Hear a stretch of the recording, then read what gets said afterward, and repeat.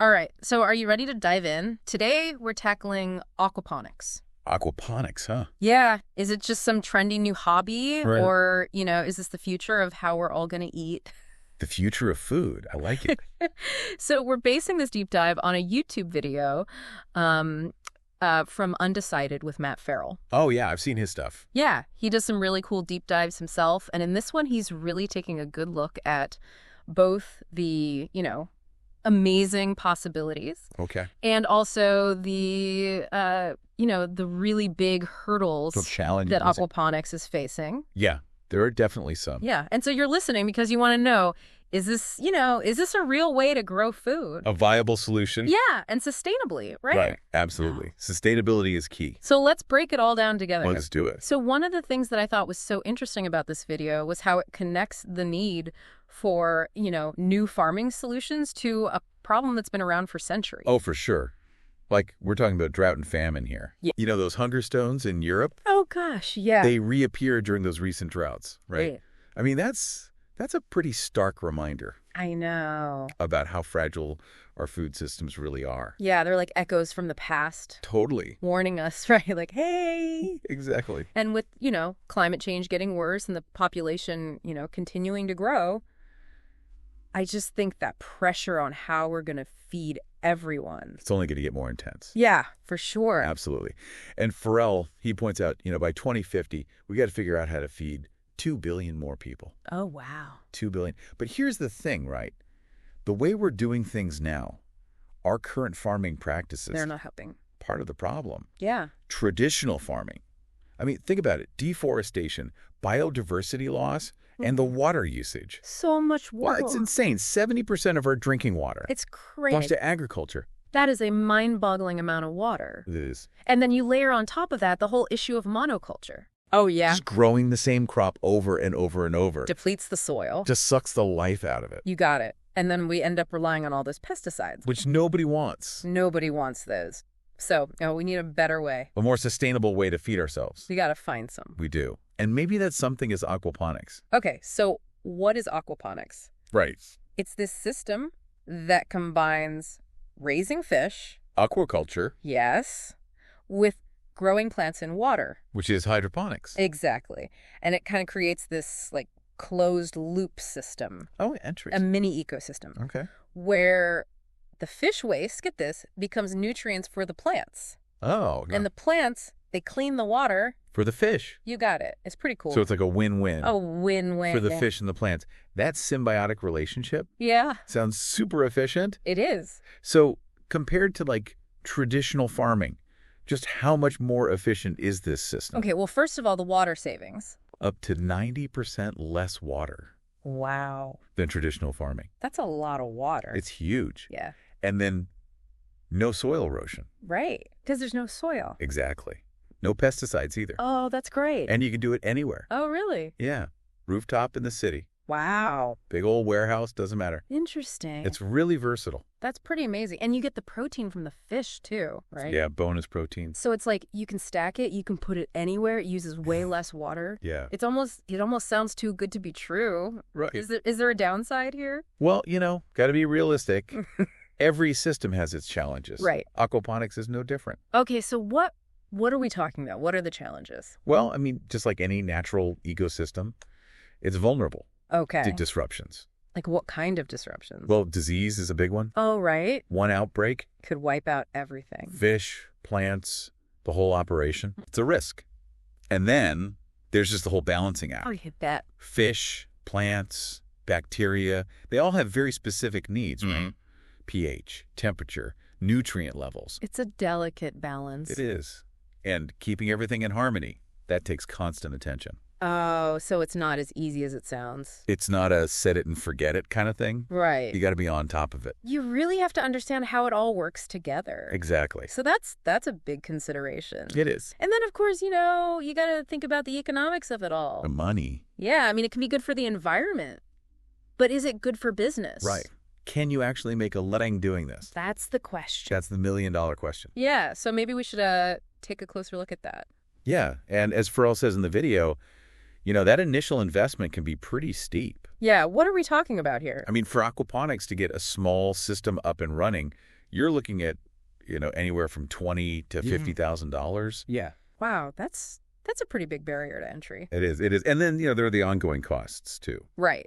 So is it expensive to maintain an aquaponics system once you've got it set up? I mean, the constant monitoring, the adjustments, it all adds up. Sure. And honestly, the economics of aquaponics, it's still a bit of a gray area. Yeah. The research suggests less than half of aquaponics ventures actually turn a profit. Oh, wow. That's a little concerning. It is. So you got to wonder, how are the successful ones making it work? Right. What are they doing differently? Well, Farrell highlights this idea of diversification. Okay. The businesses that are doing well with aquaponics, they're not just selling their produce and fish. Right. They're getting creative. Okay. They're offering things like educational workshops, tours of their facilities, even developing like value-added products. Oh, interesting. So they're kind of creating a whole ecosystem around their business. Exactly. Not just an agricultural system. Yeah. It's a smart approach. It is. But it still seems like traditional farming, even with all the problems we talked about. Yeah. It still has the economic edge. Yeah, I mean, that's the reality. Right. But there are some glimmers of hope. Okay. Farrell talks about this company, Superior Fresh. Superior Fresh. In Wisconsin, they're actually doing quite well. Really? Yeah, they're producing tons of salmon and leafy greens, and they're doing it in a fraction of the space that traditional farming would require. Mm-hmm. And they're profitable. That's amazing. Yeah, so it shows that with careful planning, Yeah. and the right approach, aquaponics can be a viable business. So it's possible. It's possible. That's a great example of how innovation can make a difference. Absolutely. Even if large-scale commercial aquaponics, still has some challenges to overcome, it seems like it has a lot of potential for local sustainable food production, especially in places where resources are scarce. For sure. Yeah. Imagine communities in like arid regions or urban food deserts Yeah. being able to grow their own fresh food year-round using aquaponics. Yeah. It's a pretty amazing thought. It is. It is. But the question is, will people embrace it? Right. I mean, that's a big question. It is. Even if we can figure out the technical stuff and the money stuff, there's still this issue of consumer acceptance. Yeah. Yeah. Will people actually buy it? Exactly. Will they change their habits and support aquaponics? That's what we're going to look at next. So we've talked about the potential and we've talked about the challenges, but at the end of the day, it all comes down to people, right? It does. It does. Will people actually buy into aquaponics? Will they want it? Right. It's like the classic chicken and egg problem. Oh. Farmers need to see demand. To justify the investment. Exactly. But consumers need to see that it's available. And affordable. Yeah. And then they can make the switch. Yeah. But it's hard to get one without the other. Right. And Farrell actually brings up a really good point in the video. Yeah. He asks, if aquaponics could produce good food. Quality food. Yeah, high quality food at a price that's competitive. Right on par with, the stuff we're used to buying. Exactly. Would people switch? Yeah. Would they be willing to make that change? That's a really good question. And it's one I think all of us listening need to ask ourselves. For sure. Would you be willing to pay a little bit more for your groceries? Knowing that they were produced in this way that's, better for the environment. More sustainable. Yeah, and healthier for you. Potentially. Yeah, what if the price was the same as conventionally grown food? Interesting. Would you go out of your way to find aquaponic options then? That's a tough one. Yeah.